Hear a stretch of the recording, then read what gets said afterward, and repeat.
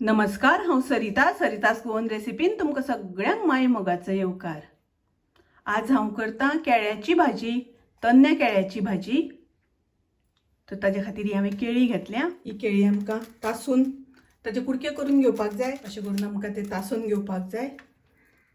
ही सगळी वयली साल आसा ती काडपाक जाय। हे पळयात, अशें करून आमकां तासून घेवपाक जाय। साल सगळी काढून घेवपाक जाय आणि तासून जाल्या नंतर रोखडेच आमकां उदकान घालपाक जाय, म्हणजे ते काळे पडना। आणि आता ते आमकां शिनून घेवपाक जाय, ताजे बारीक कुडके करून घेवपाक जाय। आता हांगासर म्हाजी भाजी शिनून जाल्या। पळया, अशें करून हांवें कुडके करून घेतल्या भाजयेचे। एकदम बारीक कुडके करूंक ना आनी खूब मोठे बी दवरूंक ना। ताज्या खातीर हांवें एक कांदो बारीक चिरून घेतला आणि 2 हरवे मिरसांगो शिनून घेतल्या। आता आमी भाजी फोडणेक घालुया। आता हांवें कायल तापत दवरल्या। तातूंत हांव 2 चमचे तेल घालता, अर्धो चमचो हांव सासवां घालता।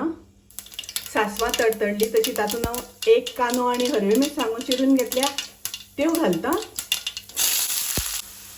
कांदो आमकां मातसो तळसून घेवपाक जाय, खूब तळसुपाक जाय म्हण नाका, मातसो परतून घेवपाक जाय। आता आमचो कांदो तळसून जाला तर तातूंत हांव फोडी घालता केळ्याच्यो करून दवरल्या त्यो। केळ्याच्या फोडींतले हांवें उदक सगळें निसतून घेतले आणि हांव ते फोडी आता शिजत दवरता। तातूंत हांव घालता चवी पुरतें मीठ आणि मिक्स करून घेवया।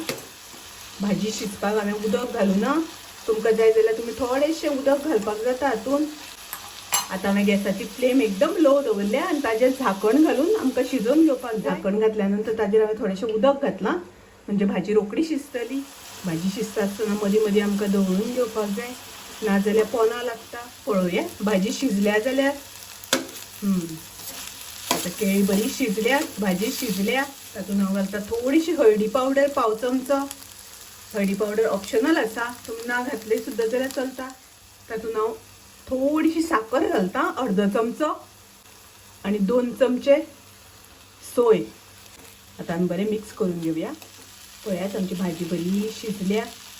आता हांव गॅस बंद करता। रॉ बनाना भाजी, केळ्याची भाजी तयार आसा। माझी रेसिपी आवडली जाल्यार लाईक करा, शेअर करा, तशेंच माझ्या चॅनलाक सबस्क्राईब करात। परत मेळुया अशीच एक रेसिपी घेऊन। तोपर्यंत मस्त खायात, स्वस्त रावात, देव बरें करूं।